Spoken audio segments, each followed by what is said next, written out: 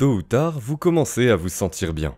Vous vous sentez bien tous les jours pendant 8 semaines, vous allez commencer à vous sentir bien. Ça va être l'effet secondaire qui a du sens. Il y a un leader que tout le monde suit, qui mène tout le monde. Et il y a un cliché que nous avons dans notre esprit comme quoi si vous menez votre vie de manière trop passionnée, vous allez perdre la vie. Que vous soyez Martin Luther King, William Wallace, Jeanne d'Arc ou Abraham Lincoln, ça va forcément vous arriver. Et cette stigmatisation est marquée dans l'esprit des gens pour une raison. Mais ce n'est pas un moment de l'histoire pour mourir pour la vérité. C'est le moment de l'histoire pour vivre pour la vérité. Et si vous travaillez sur votre colère et votre frustration, et si vous travaillez sur votre peur et votre anxiété, et votre jugement et que vous prenez soin de vous, que vous sortez de votre cœur, que vous émergez dans ce cœur, vous allez être comme des esprits. Vous allez être connectés par ce champ invisible. Maintenant, tout le monde mène. Vous ne pouvez plus éliminer tout le monde. Nous ne pouvons donc pas attendre que quelqu'un d'autre prenne soin de nous. C'est le moment fondamental où quelque chose de plus grand nous saisit. Et si je vous vois faire preuve de courage, je vais sauter dedans. Et toute cette folie qui se passe est un moment important. C'est quand nous arrêtons de faire toutes ces choses, cela, et réagissons et que nous commençons. Eh, que faites-vous? Oh, vous êtes un gars de panneaux solaires. Oh, je suis professeur. Oh, tu es médecin. Rassemblons-nous et commençons à trouver comment coexister. Oh, tu es noir. Je suis blanc. Tu es noir? On s'en fout. C'est juste le costume que vous portez pour la mascarade. Je célèbre votre caractère unique. Je suis bizarre aussi. Et nous sommes tous comme ça. Donc, le plus grand mensonge est ce genre de moyen de créer une séparation entre les gens pour la simple raison de les priver de l'imitation. Car maintenant, ils dépendent davantage des sociétés pharmaceutiques, de la religion, ils dépendent de tout ce dont ils ont besoin. Mais comment pouvez-vous donner à quelqu'un une pilule de sucre, une injection de privilèges sains ou effectuer une fausse chirurgie ou opération? Et un certain pourcentage de ces personnes acceptent, croient et se rendent à l'idée qu'elles reçoivent une substance ou un traitement réel, et elles commencent à programmer leur système nerveux autonome pour rendre le stock exact de produits chimiques égal à la substance qu'elles pensent prendre. Maintenant, était-ce la substance inerte qui guérit? Ou était-ce la capacité innée du corps à guérir? Car cette pilule de sucre représentait un symbole de possibilité. Et si vous donnez à ces personnes cette pilule, et qu'elles commencent à sélectionner un nouveau potentiel dans le champ quantique, cela peut réellement fonctionner. Si les médecins se montrent enthousiastes, cela fonctionnera mieux. Et si vous l'appelez par un nom, ils peuvent le déclarer fonctionner encore mieux. Si vous facturez beaucoup plus d'argent pour que cela fonctionne encore davantage et que vous le faites sonner comme quelque chose qu'il peut faire pour vous, cela fonctionnera encore mieux. Viagra, Niagara, c'est beaucoup de flux. Ce sont des indices subconscients. Ainsi, dans les études sur la dépression ou sur le soulagement de la douleur, ces personnes fabriquent leur propre stock d'antidépresseurs ou de morphine. Nous avons vérifié les sites des récepteurs à l'extérieur des cellules et leur corps fabriquait de la morphine. Alors, avez-vous besoin de la pilule de sucre? Avez-vous besoin de l'injection saline dont ils ont besoin pour effectuer une fausse chirurgie ou opération? Car tout ce qu'ils font, c'est épouser une intention claire avec l'émotion élevée de l'optimisme, de possibilité d'inspiration. Ils changent leur état d'être. Les études sur la dépression ont donc duré 8 semaines, donnant à la personne la pilule tous les jours. La plupart d'entre elles pensaient qu'elles ingéraient la substance réelle, car elles se sentaient réellement mieux.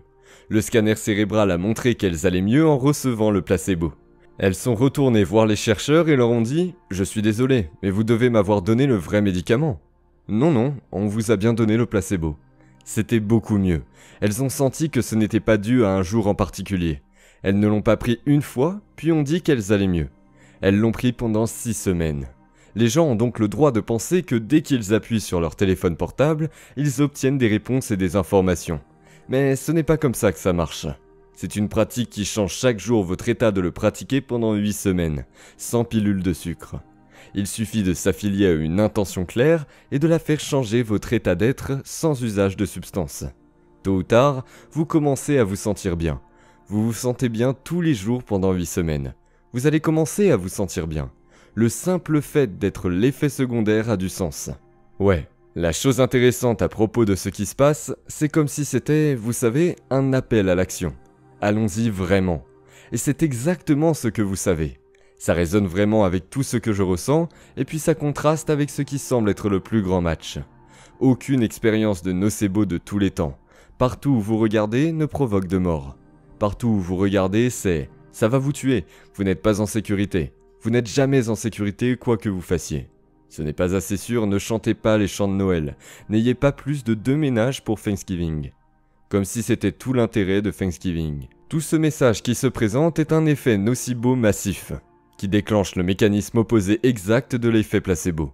Et nous sommes dans ce monde. Mais en même temps, c'est un beau reflet de combien de ces pilules nous engloutissons. Combien encore allons-nous en prendre avant de tendre la main et de trouver une communauté d'autres frères et sœurs, des gens prêts à se tenir dans leur vérité et dans leur souveraineté. Et donc, quand vous regardez cela, nous y avons fait allusion. Le pouvoir d'être environ 1000 personnes entrant toutes dans le quantum ensemble, toutes entrant dans cette méditation ensemble. J'ai senti dans les communautés dont j'ai fait partie, quand nous nous réunissons dans une cérémonie, c'est même un passage biblique où 2 ou 3 sont rassemblés.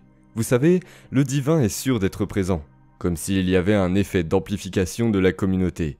Et est-ce ce que vous considérez comme la voie à suivre? Vous avez dit que cela allait venir de nous tous. Quelle est l'importance de la communauté dans cette révolution d'idées à ce moment? Eh bien, revenons à la personne qui perce et se tient sur la scène du carcinome métastatique du cancer du sein. Le cancer s'est propagé dans tout son corps. Tout ce qu'elle voulait faire, c'était pouvoir prier à nouveau. Son père l'a traînée à l'événement. Et tout ce qu'elle voulait, c'était pouvoir se mettre à genoux et prier. La jeune femme ne pouvait pas se pencher. Elle pouvait pas marcher, elle souffrait tellement. Car le cancer s'était propagé dans toute sa colonne vertébrale. Un instant, elle était sur scène. Ne pouvait ressentir aucune douleur dans son corps. Secouée de sanglots. Je l'ai envoyé pour une TEP. Et pas une once de cancer dans ses os. Où était-il allé? Je veux dire, que s'est-il passé? Vous voyez cette personne sur scène. Dans notre communauté, se rapproche, vous faites en sorte que les gens ouvrent leur cœur. Aimez les liens, vous ne pouvez pas vous lier amoureusement. Vous devez vous étreindre, vous devez vous connecter, vous devez vous lier. C'est si vous êtes un homme étreignant un homme, une femme étreignant une femme, un homme affamé quand quelque chose se passe où nous nous connectons. Et donc, quand vous voyez cette personne, la première, monter sur scène et raconter cette histoire, tout comme une infection peut se propager dans la communauté et créer une maladie, tout d'un coup, la santé et le bien-être sont aussi infectieux que les maladies. Et je dis juste à titre personnel, éloignez-vous des personnes atteintes du syndrome de Raynaud et d'un événement tous guéris par la maladie de Parkinson. Les psychiatres et une autre dame, charmante dame allergique à tout. Dans sa vie, elle est venue avec un ventilateur et un gâchis au milieu de l'événement. Elle est devant la salle dansant sans calcul. Non, rien de nouveau à voir des gens se libérer de leurs propres limites. L'énergie dans la pièce, ce n'est pas seulement l'énergie dans la pièce, c'est la cohérence dans la salle. Parce que si votre cœur est cohérent, et que je suis juste assis à côté de vous, et que mon chant est cohérent, que j'interfère avec votre chant, et que ces 2 domaines se rejoignent, l'union de ces 2 chants, leur interférence va créer une onde plus élevée, une énergie plus élevée. Maintenant, il y a de l'énergie dans la salle pour guérir. Maintenant, il y a une énergie dans la pièce pour le mystique. Et l'interférence commence à créer des modèles d'interférence de Dors de géométrie fractale qui sont des portes aux dimensions. Et vous me dites alors, vous avez un groupe de 1000 personnes dans une pièce. Vous avez 50 personnes devant la pièce portant un moniteur de fréquence cardiaque. Au milieu de l'événement, tout le monde est enfermé dans leur cœur. Ils savent comment s'exécuter. Et je dis, entrez dans votre cœur. Et sur cette énergie, reposez la pensée que les gens devant la pièce sur cette énergie, que leur vie soit enrichie, que leur corps soit guéri, que leurs rêves deviennent réalité. Et vous m'expliquez alors comment toutes ces personnes dans la pièce, la majorité de ces personnes entrent en cohérence cardiaque en même temps, exactement le même jour dans la même méditation. En fait, ils influencent leur système nerveux autonome. Le collectif est en train de les entraîner à la même fréquence. Et quelle est cette fréquence? Amour, gratitude, espoir pour le plus grand bien. Et alors, le collectif se déplace alors comme un seul esprit, comme un seul cœur. Et le collectif commence à entraîner la semaine où le collectif commence à prendre soin des autres qui prennent du retard. Pas parce qu'ils veulent courir leurs rêves, mais parce qu'ils veulent aider les gens à réaliser leurs rêves, parce que c'est important pour eux. Vous ne pouvez pas ne pas vous en soucier. Vous ne pouvez pas ne pas être présent. Vous ne pouvez pas ne pas être gentil. Lorsque vous voyez un homme se présenter en fauteuil roulant à cause d'un accident vasculaire cérébral, complètement handicapé, sa fille l'a fait rouler en fauteuil tout au long de cet événement. Et il a eu un moment profond, le tout dernier jour. Quand il est rentré avec sa fille, il pouvait de nouveau marcher. Il s'est levé le matin, il s'est douché seul pour la première fois en 10 ans. S'est habillé, a marché. Sa femme prenait le petit déjeuner. Il est descendu au restaurant et lui a demandé s'il pouvait tricher, s'il pouvait s'asseoir et prendre le petit déjeuner. Elle est devenue absolument folle de joie. Pour moi, je ne sais pas, c'est mieux qu'une voiture de sport. Ce sentiment pour moi valait tout l'or du monde.